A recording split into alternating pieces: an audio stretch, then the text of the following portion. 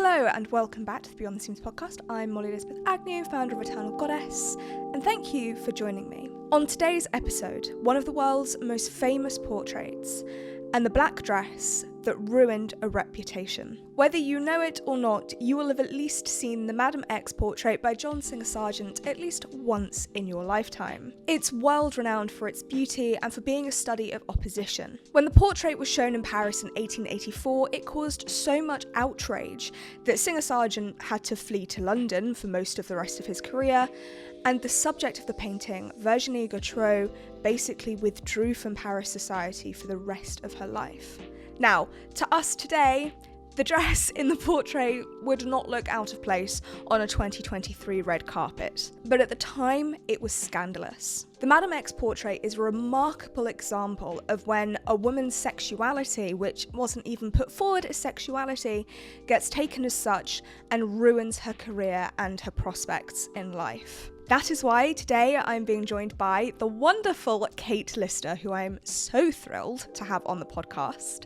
If you don't know of Kate Lister, she's a sex historian and the author of A Curious History of Sex. She is also the host of the history hit podcast Betwixt The Sheets. Here is a very brief history rundown of the Madame X portrait, just so you know you're up to speed. So, the subject of the portrait is Virginie Amélie Agnew Gautreau. I'm not French.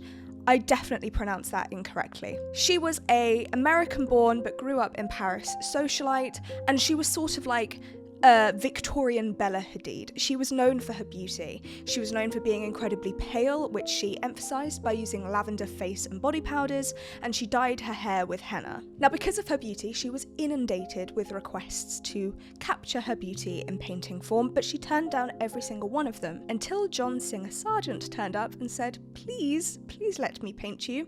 And so she let him paint her. After 30 preliminary sketches, the painting was finished in 1884. In the now world-famous portrait, Virginie is shown in a black plunging gown with golden straps.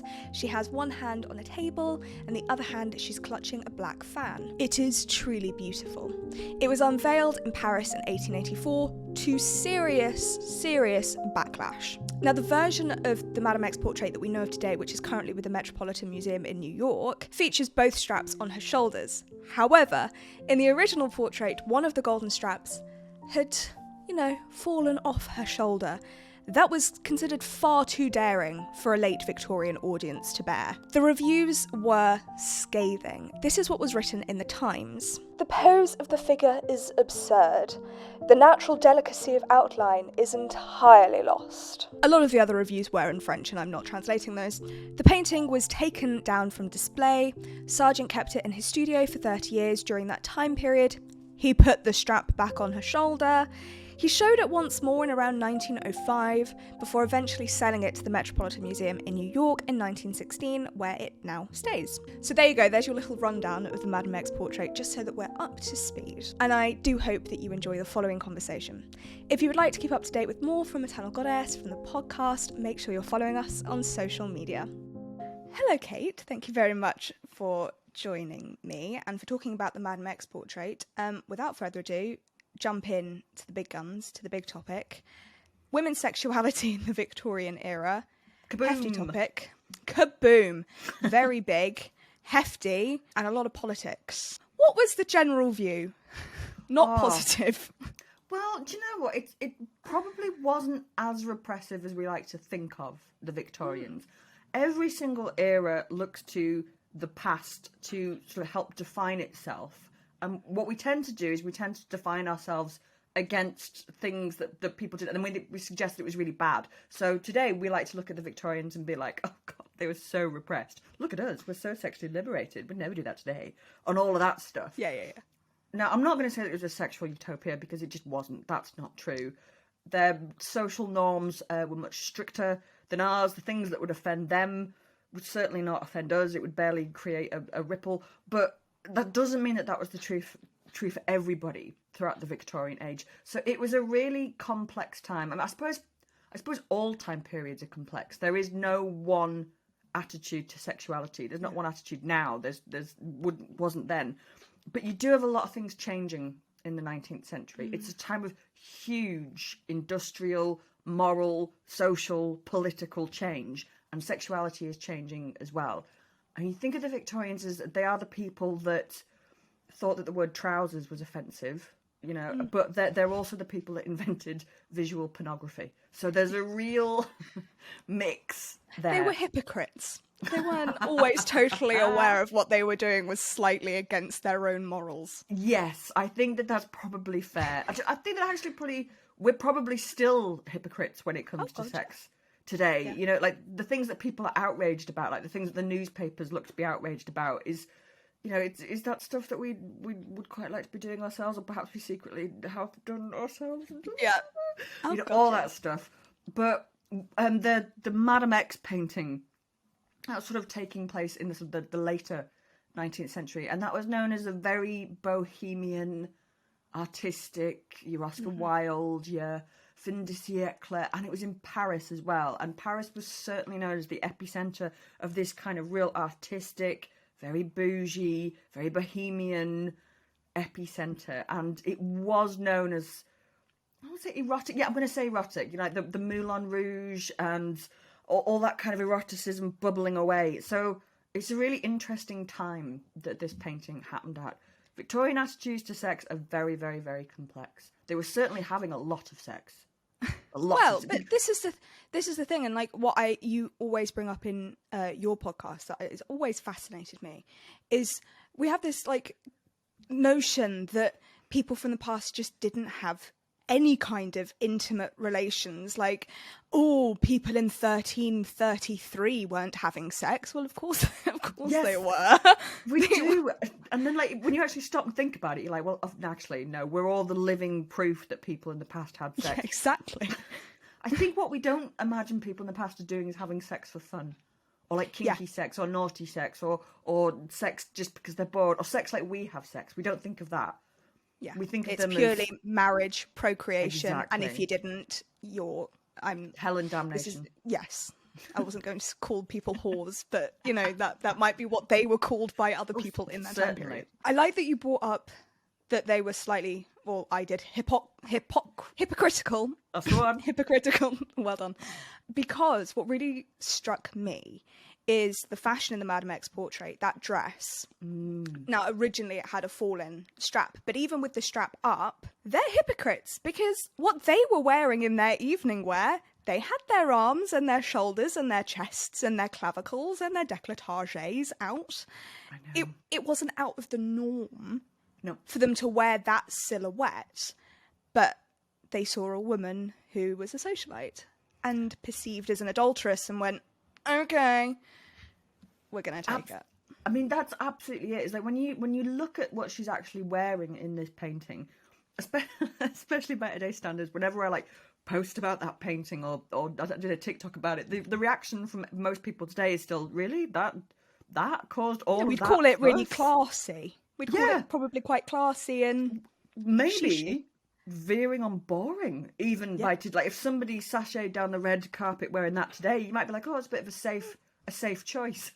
Yeah. You know, we're so used to like I probably would say that. Right? We're so used to like our Kim Kardashians and Kim and Lady Gaga turning up in a meat dress and all of that stuff that like now you just look at it and you go, that was really naughty. But you make a really good point, is even by the standards of the time, actually, it wasn't that extreme. It wasn't. Yeah. So you've got to ask yourself, well, then what was the shock factor there then? And it's the fact she was wearing it. This is the thing. I don't want to make sweeping comments about the French, especially about Parisians, but there is a running joke that is a joke, but jokes always have some kind of merit behind it, that the French are an open people. They don't hide their sexuality. Was that also a thing in France? Like, it was more bohemian, it was more artistic, but are we right to say that they were more sexually liberated than the stiff upper lip Brits? They've certainly got that reputation, haven't they? And definitely towards the end of the 19th century and definitely into the 20th century, so like your 1920s in Paris, it was regarded as the absolute artistic epicenter, and it was known as a place of certain sexual freedoms. Like there was a sort of a running joke that it was the Paris Lesbos joke, because Paris became like a mecca for women who want to have sex with women who could live not openly rich women who wanted to live with other women. Haha, we'll put that in as a caveat. But it became known as this sort of safe haven for the LGBTQ plus community, in the same way that Berlin did before, the Nazis turned up and spoiled it for everybody. But so Paris absolutely did have that reputation. One of the reasons that it has a reputation for being the city of love and sex is because when we started producing visual pornography, so your photographic porn, this was obviously very new for everyone in the 19th century, and I can't imagine it was very long after someone did the first picture that someone went, "Oh, hang on a minute, I know what we can do with this." And then so suddenly there's this explosion of pornography, and you think how freaked out people get now about the internet and porn. Imagine you've never seen porn before, and that's what they were dealing with. They were just like, "Geez, what is this stuff?" So the authorities panicked. They don't know what to do with it, so it gets banned. They have really, really strict censorship laws, and rules get put in place, but not in Paris. You see, so a lot of the pornography in the late 19th century is coming out of Paris, because that's where it's produced and exported, and it leads to sort of cheeky phrases like a postcard from Paris, which meant an erotic postcard. So it has that reputation as well, and it was somewhere that sex work was legalised and run by the state, and had been since the early 19th century. So there were state-run brothels. It was quite open. I don't want to suggest that they were actually friends to the women selling sex, because it was it could be a pretty brutal system. In one way you had some kind of state protection, but they also mandated bi-weekly vaginal examinations, forced if necessary. And if you didn't submit to it, then you couldn't get the license and you couldn't work. Blah, blah, blah. But it had a reputation as a very bohemian place and a very sexually liberated place. It still kind of does. And then you go to Paris and you're like, oh, it's just a city. Oh. But I think what's actually really important to Paris as an epicenter of sexual intrigue is it was quite dirty in every sense of the word. So they weren't complete and utter prudes. No. Not liberated in the way that we might think, but they weren't complete prudes. Now, if there's one thing I've learned from listening to you talk about sex history, it's that the upper classes are a whole other level of openness and sex. Yeah. She was at the absolute height of society that you could be in Paris at the time. She was. And known as a bit of an adulteress. So you would think the people that were viewing her painting also secretly inside were probably doing a lot of the same things, but they were hiding it, or at least putting in a front of, "Oh my God, how dare you," but secretly love it. I think that was, definitely the men who were viewing that painting, because it was absolutely expected that men would have mistresses. That was just part of it, especially in Paris. My God, especially. It'd be weird if you didn't, quite frankly.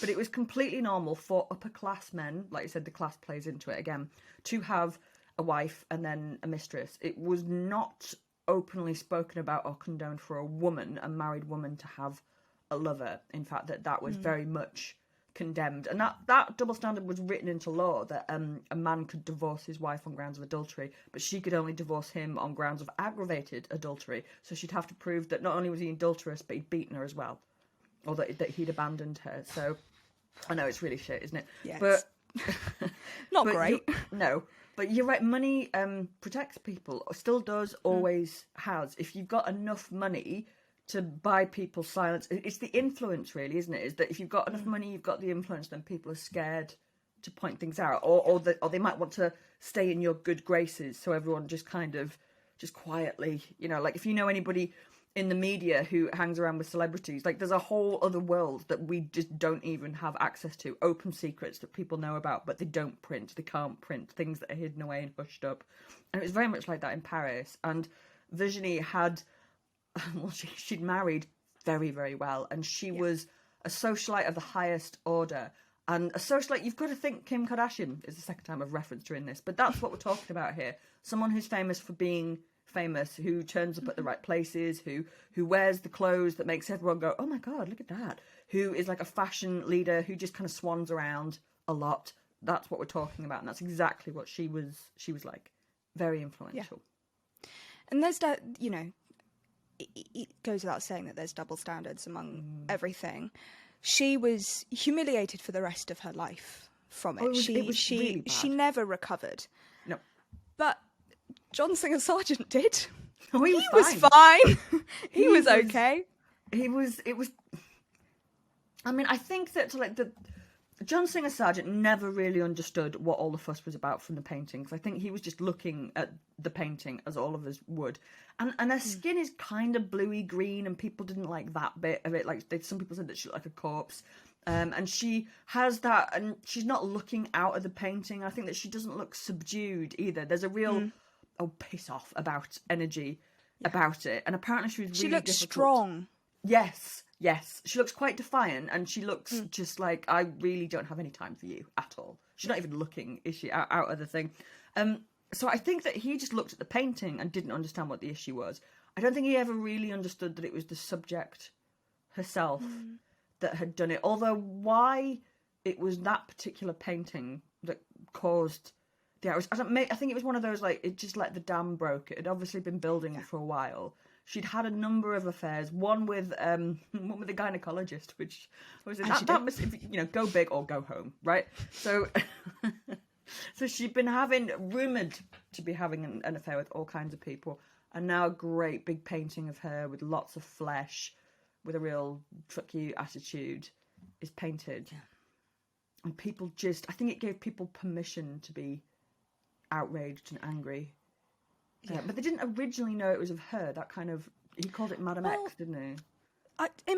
To me, that's always felt like such a, again, not to generalise, not all men, but a man kind of being like, oh, it's fine, they won't, oh, don't think about it too much, oh, they won't. Fine. It's like I took a photo of Bella Hadid and put it on my Instagram and went, oh, you have no idea who this person is. That's very true. And she was really they know famous. who she is. Yeah, it was absolutely rubbish, wasn't it? Like, you've painted a full-length painting of her and put her face in it and just called it Madame X.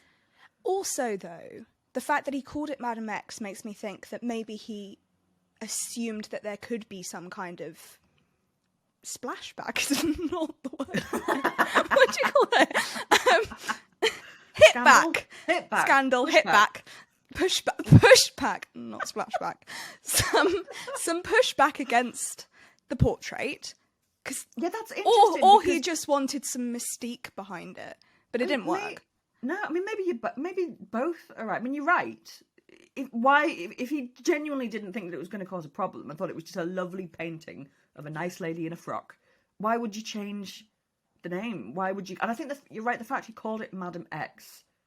Madame X sex, and it's very, very closely linked to it. So I think that it invited scandal as well, and I think he knew that. But no, he walked away pretty much scot-free. I mean, it wasn't entirely scot-free. He got very negative reviews from the painting, and he wasn't as established as he would go on to be. So the fact that, like, you finally exhibited a painting in, like the biggest galleries in the world, and then people are writing, like, really, they're writing that it looks like you've painted a corpse. And that, like, you're really below your standard. I mean, that would hurt. That would be like, oh, that's not nice. But no, he went on, and he lived in London for the rest of his life. He became hugely, hugely famous, and he painted loads of famous people of his age. So he was fine. He was completely okay. He just walked away from it all. Of course he did. He's a man. Yeah, but she did not. Also, he's an artist. Yes. And this has had me thinking all day about how we treat artists versus the subject. Because I assume many looked at him and just like, oh, he's an artist. Yes. In the way that we go, oh, artists are so eclectic and exotic and, can't be contained. Yeah. But she's this socialite who is, should be how a woman in Paris should be ashamed of herself, quite frankly. Yeah. He asked to paint it. God, he was practically hounding her, like reading in the accounts at the time. It was like verging on stalking. Like, he just saw this woman and then became obsessed, and he was like trying to get people to sneak notes to her and like trying to talk to people who might know someone who might know somebody. And like, he really, really hounded her, and she was absolutely not interested. Like, she doesn't need another portrait painting. This woman has lots of portraits painted of her. And he could have got a restraining order. Today, I think we might have done. We might have just been like, do you know what? I've said no. Could you kindly piss off? Yeah. But he went and painted it at her country house, and apparently the whole way through she was just bored beyond belief. She was just, she was a terrible subject. She would just, get up, she'd wander around, she'd get bored, she'd forget about them. So he actually grew to not like her very much by the end of it. I suppose that's his comeuppance for it. Well, yes. But the scandal was so huge for her that that apparently, she tried to take her own life, or at least she wrote about that in a friend and said that it had left her depressed enough to die. And she was really, really... I mean, it's like an internet pile-on before the internet. Yeah. It would feel like the whole world was against her. Everyone in her society was criticising her. And she's a socialite, so her entire status in life is pretty much dependent on how other people view her. And being married to a rich husband, but it really, really impacted her. Her mother wrote to, I think it was a paper, to demand that the painting was taken down because it had thoroughly humiliated her daughter. Well, it has a knock-on impact. It makes me think about, and only because I watched it the other day, the new Pamela Anderson documentary on Netflix. Yes, beautifully made. Was how her sons talked about how their mother had been treated. And none of this is a new story.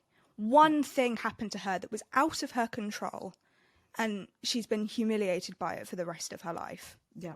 And will continue to be, sadly. Yeah.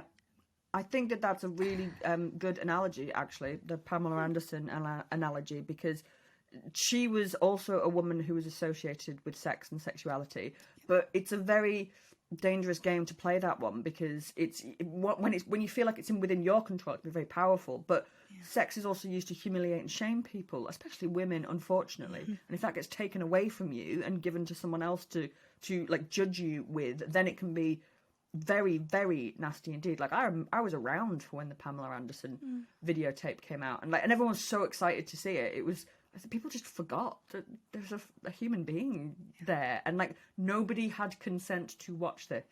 It was the 90s. We didn't do consent back then. The 90s were a wild time. When I look back at stuff now, and I'm just Jesus Christ, it makes me wonder, what in 10 years, what will your generation be looking at and just going, oh God, I can't believe that we actually did that. I think a lot. I mean, Virginie was also... I mean, she wasn't running around a beach in a red swimsuit, but she was also had that kind of real sexual frisson and intrigue and beauty about her.